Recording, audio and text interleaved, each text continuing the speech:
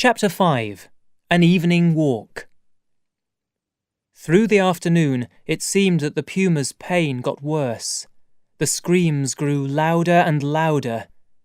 I put my fingers in my ears, but still the screams filled my head. Finally, I had to escape from the room. I went outside, but the noise from the laboratory was even louder there.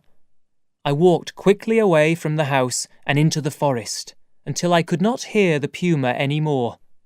At last, I felt calmer. I came to a stream. It was a pleasant place, protected from the hot afternoon sun by the tall trees above. I sat down to rest. Suddenly, I saw something moving in the shadows on the other side of the stream. It came closer. What was it?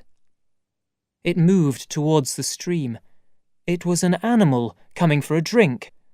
It drank thirstily, with its head down at the water. I looked more carefully. It was not an animal. It was a man dressed in blue clothes. But this man was using his hands as feet, and he was drinking like a cat. I moved to see him better. He heard me and looked up. Our eyes met. He stood up quickly and dried his mouth with his hand. His legs were much shorter than his body. He looked at me for a minute, then walked slowly away. I too started walking. I did not feel comfortable by the stream now. I crossed it and went uphill. I was surprised by a bright red piece of ground in the middle of the green of the plants. I looked closer. There was a dead rabbit there, half-eaten and still warm. I thought about its killer, a dangerous animal, or that strange man by the stream.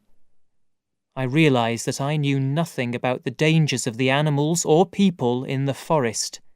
It was a bad idea to walk alone in a strange place like this. I decided to go back to the house. I started running. I almost ran straight out into an open space, but stopped myself just in time. In this space between the trees, I saw 3 strange people.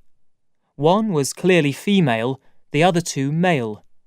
They had rough pink skin and small bits of red clothes tied around their bodies. Their faces were heavy and shapeless, and they had almost no hair on their heads. Their legs were unusually short, and their feet were very small with no toes. They talked quietly together, or were they singing? They moved their bodies from side to side in a kind of dance and repeated the same words again and again. Memories of Sundays in church came back to me. Were these strange people practicing their religion? I continued to watch them. There was something animal about these people.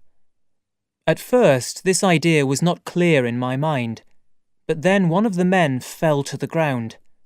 For a few seconds, he was using his arms as legs, and suddenly I realized. With their rough pink skin and heavy faces, these people were like pigs. I moved away from them as quietly as possible and walked towards the beach. Suddenly, 30 meters in front of me, I saw the man who was drinking at the stream earlier. His eyes shone green as he looked at me. Then he disappeared between the trees. I did not move. I could still feel his eyes on me. "Who are you?" I shouted. But there was no answer, and I could see nothing in the shadows of the forest. I realized now that it was getting dark. I needed to reach the house quickly. The idea of a night alone in the middle of the forest was too terrible to think about. I started walking again. I felt that someone was following me. But each time I looked back, I saw nothing. For a long time, I could not find the beach. I went one way, then another, losing hope. But finally, I heard the sea. I followed the sound, and after a few minutes, the forest opened onto the beach. Gratefully, I started walking along the sand. When I stopped for a rest, a shadow behind me stopped too. "Who's there?" I asked shakily. The thing did not reply. As I stepped back, my foot hit a stone. With my eyes still on the shadow, I slowly picked it up. Seeing my movement, the thing moved away. Crazy with fear, I now ran. I heard feet behind me, and I ran faster. The yellow light from the house was in front of me, but still far away, too far. The thing behind me was getting closer and closer. It jumped at me, and I turned towards it with the stone in my hand. The stone hit its head, and it fell down onto the sand.